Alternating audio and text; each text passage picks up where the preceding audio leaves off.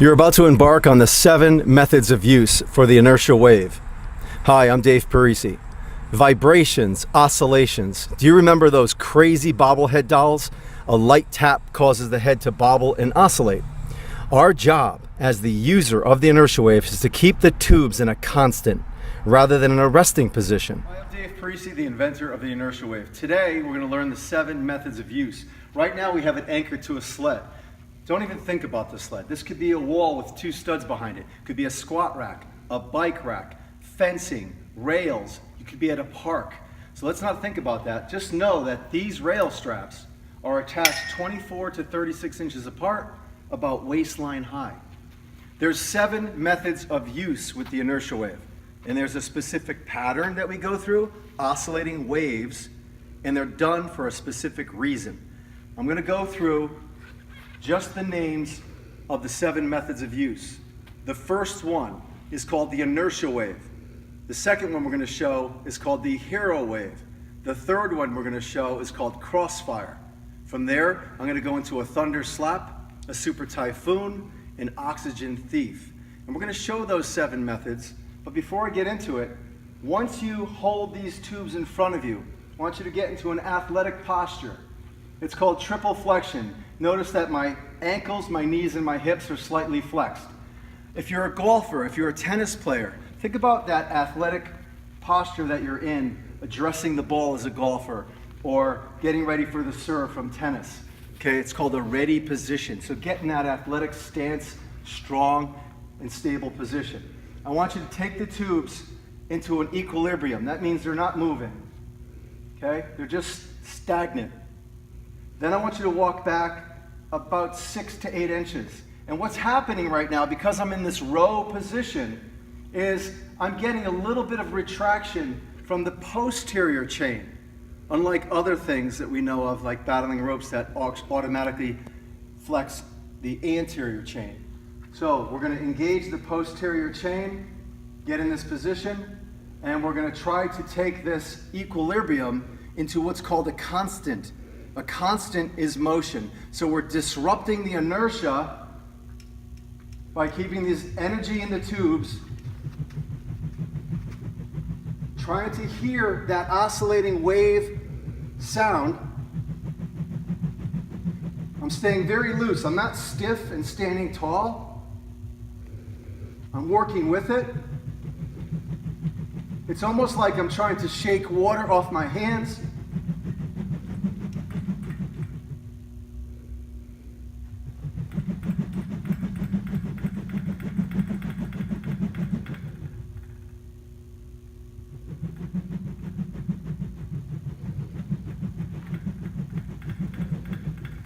Okay, so that's the inertial wave.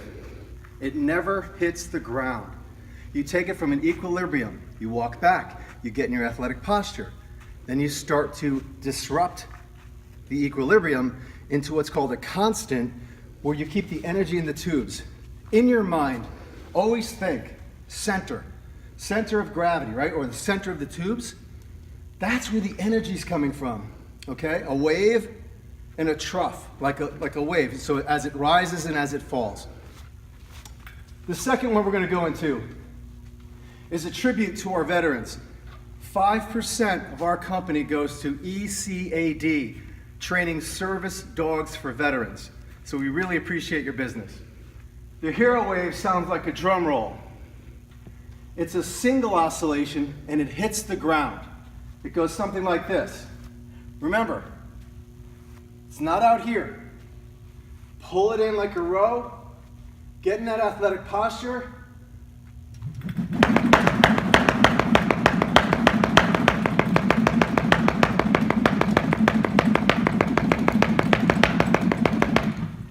Okay, that's the hero wave. Again, these are tight, whether they're on a squat rack, a bike rack, 24 to 36 inches apart. I come back. There's a nice meaty part at the end of the inertial wave. I grab it. I torque it. I get in the athletic posture, and I go into the hero wave. Now, What if I want to transition between the inertial wave and the hero wave? I start the hero wave, I start the inertial wave.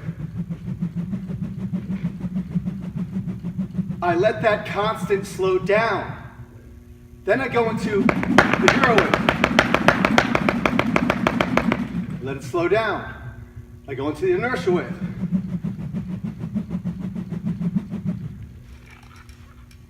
Between every method of use, there's 7 in all, you go from the constant to the equilibrium, let it slow down, and then transition into the next method.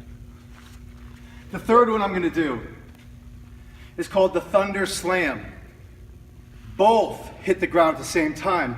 Unlike the hero wave that goes right, left, hits the ground, they both hit the ground at the same time.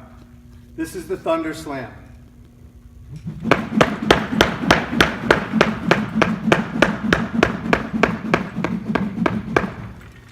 I want you to look at my feet. Think about this. Every time it hits, I jump. Okay? Watch my feet. Listen to the sound if you can hear my feet and the tubes at the same time.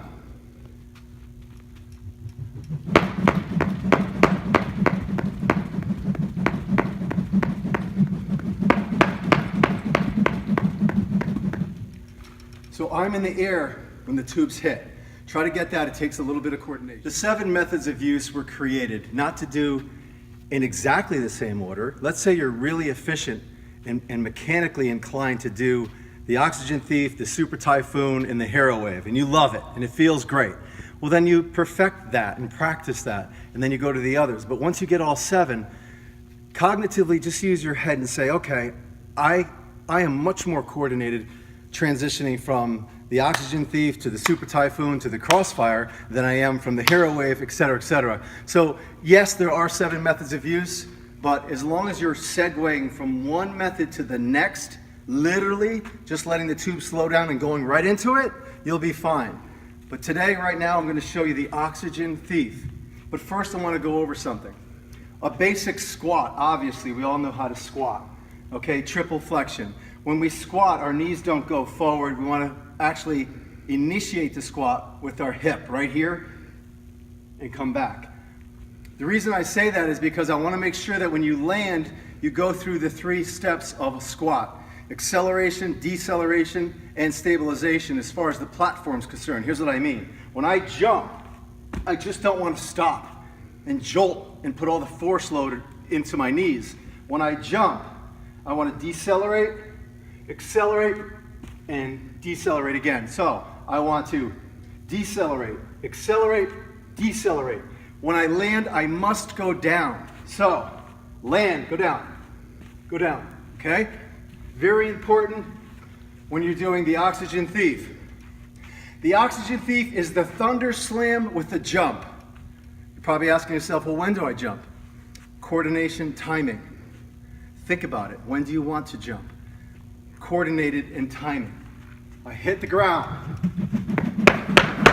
Jump.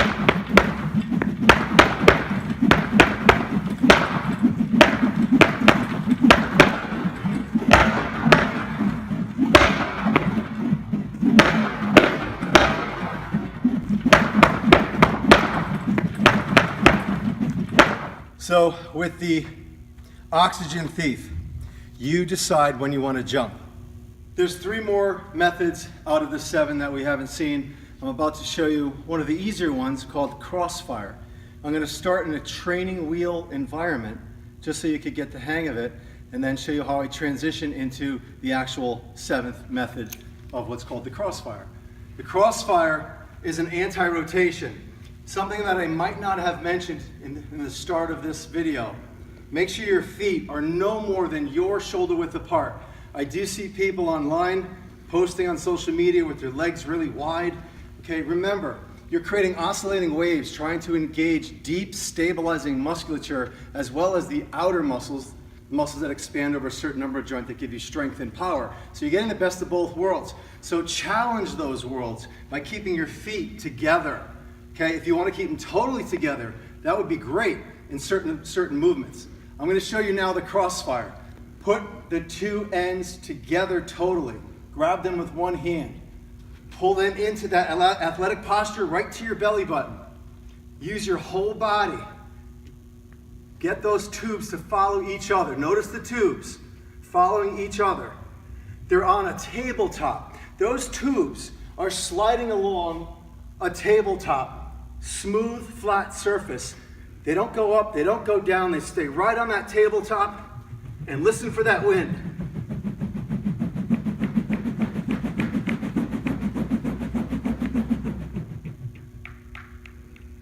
You can see when I let go, the recoil effect that the tubes have. That's energy in the tubes. That energy in the tubes translates from your hand down into the anchor point and back.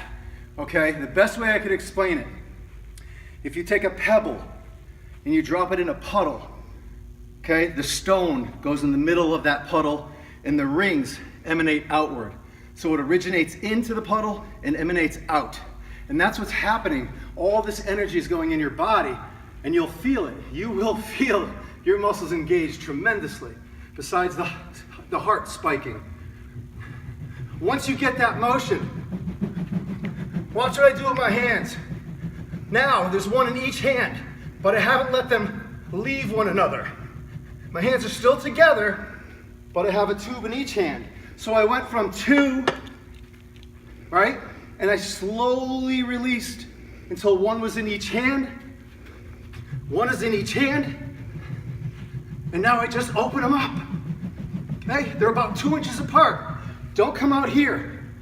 The tubes will start hitting each other if you open your hands too much. Don't let your hands come apart more than possibly 4 to 6 inches at max. 4 inches. Watch. Crossfire. Hands are together. A tube in each hand. My hands are apart.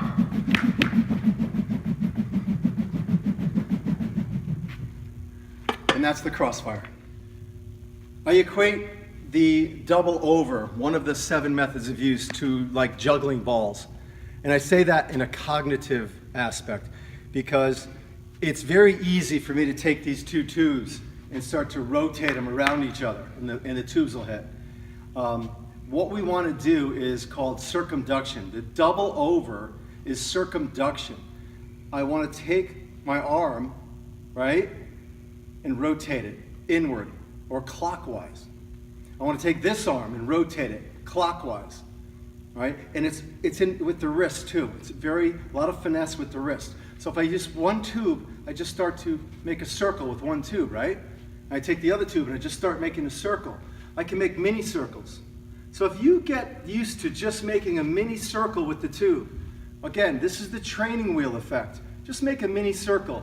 And watch this. If I start to try to use my arm, it doesn't do anything. I'm just feeling the energy coming from the center of the tube. It's hard to explain until you feel it. I'm actually moving the tube from the center. And you'll understand once you put them in your hand, very elastic-like. So this oscillating circle. Now what I'm going to do is I'm going to think right side, left side brain, right? So the cognitive benefits of this are tremendous. Where you have physical therapists doing this as well. What we're going to do is the circles. We're going to make these small circles, right? So they're going in towards each other. Remember, circles coming in. So this one's going counterclockwise, and the left one's going clockwise. And then I'm going to try to go right side, left side brain, right?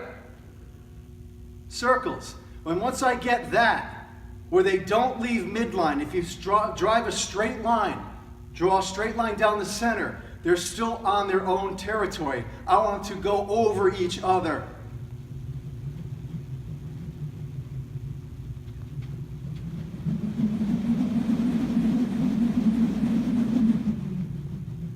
Remember the small circles. They're not going into each other's territory, but now, circumduction, they go over each other. Right, left, right, left, right, left, right, left.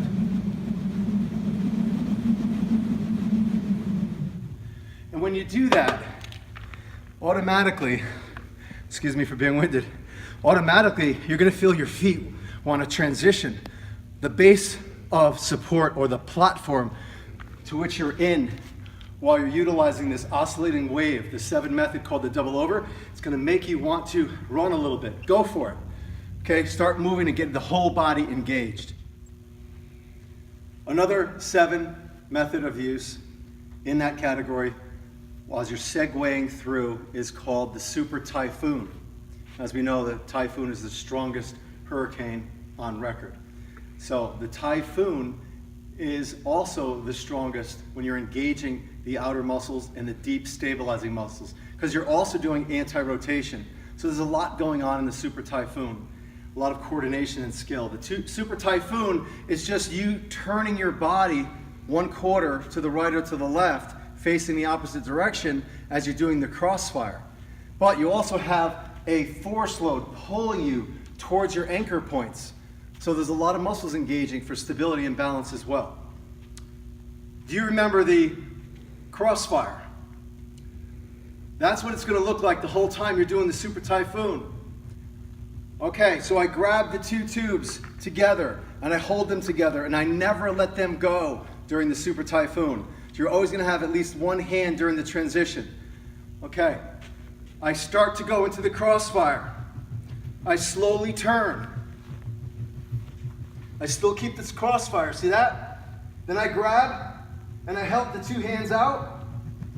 And here's my 0. This is the easiest.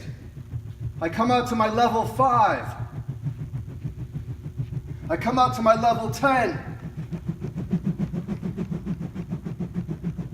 I let it slow down. I grab. I help the other hand out. Stabilize my body. My feet are exactly the position I need them, where I don't feel like I'm going to get pulled towards the anchor points. I'm in my 5. I'm in my 10. I slow it down. I catch my breath. I speed it up. I switch.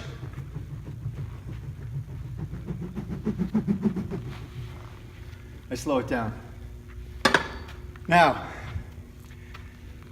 there are training wheels to this.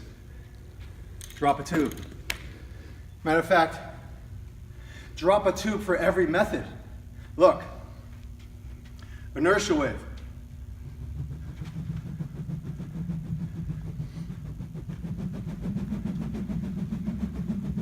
Switch.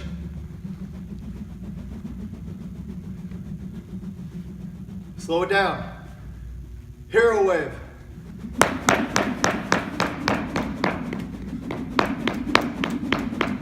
Slow it down. Switch. Slow it down. Crossfire. Single arm crossfire. Switch. Circumduction, double over. Slow it down. Switch. Slow it down. Thunder slam, which is almost like the hero wave, but you have 2 in your hand. Oxygen thief. Slow it down. Super Typhoon. Single tube.